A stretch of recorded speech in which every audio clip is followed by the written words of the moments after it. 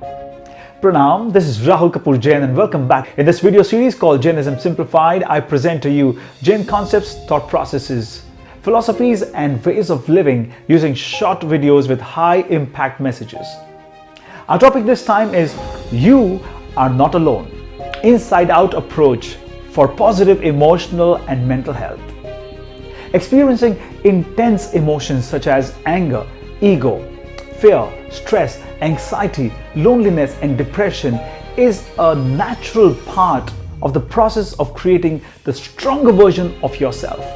However, when you're in thick of things, it is almost impossible to think of anything else apart from getting out of this darkness. You feel worthless, alienated, destructive with no hope of recovery.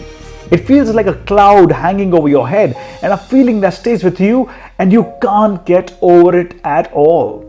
You go through many highs and lows which you find hard to control and feel like every day is a struggle.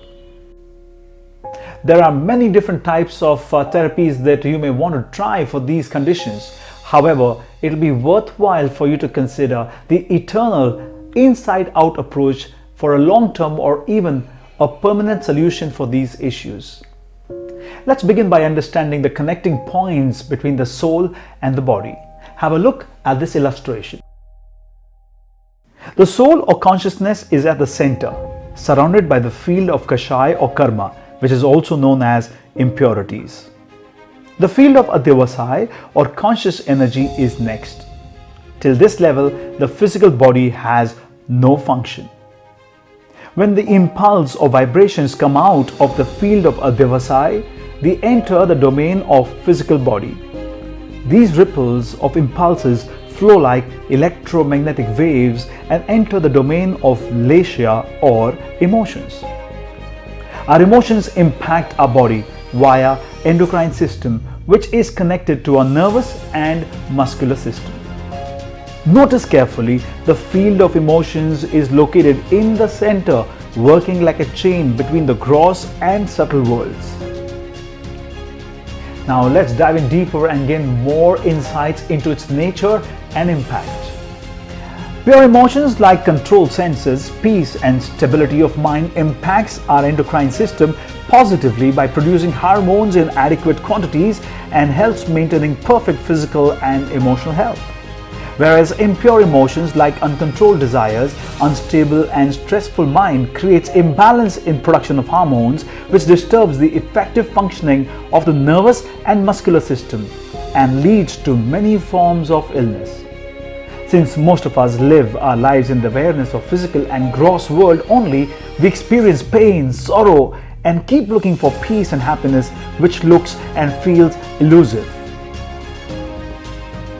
So the key is to begin the search from within, which is gain access into the subtle world and pass through each field one by one.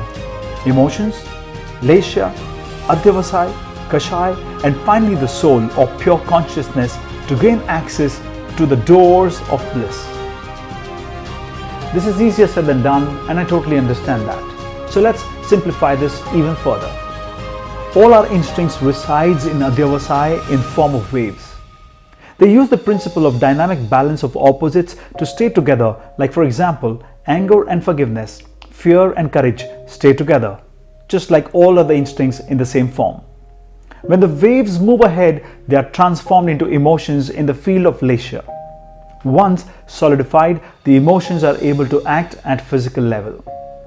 Now, when the trigger takes place, whether a pure or impure emotion gains expression depends on the purity of Adhyavasai, which in turn depends on the intensity of Kashai or karma.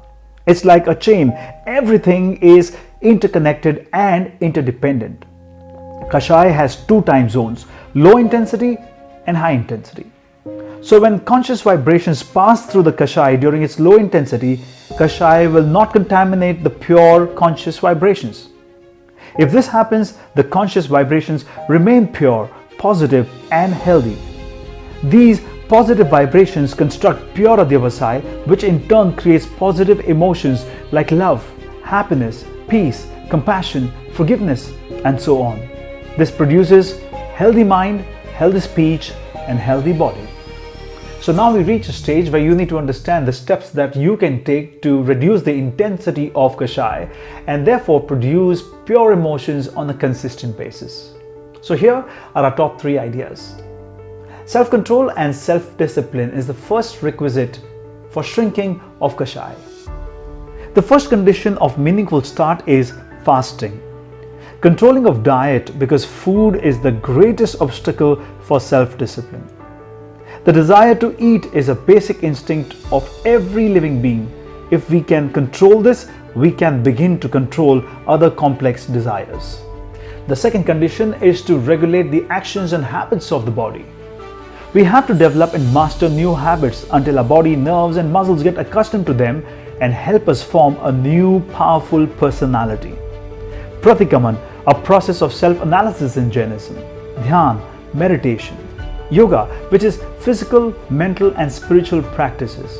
Pranayam means breathing exercises, are examples of brilliant habits to master. The third condition is to practice pratisanalinata, which means withdrawal of sense organs from external world and directing them to the inner world. This process requires you to hold back and to change the direction of your action. Acharanga Sutra suggests that the path of incoming karma and outgoing karma is the same. The center which is responsible for anger is also responsible for forgiveness.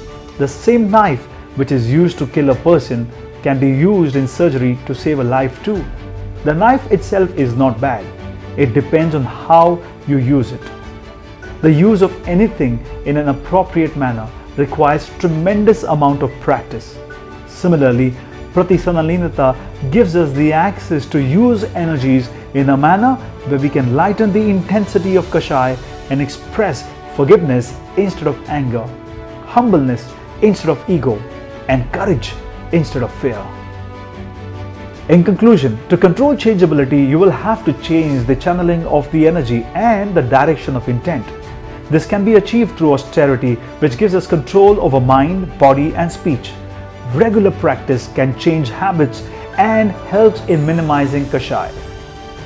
The more you reduce your Kashai, the more your Adhyavasai, your Lesha, emotions, actions, thoughts acquire purity and thus promote positive emotional and mental health.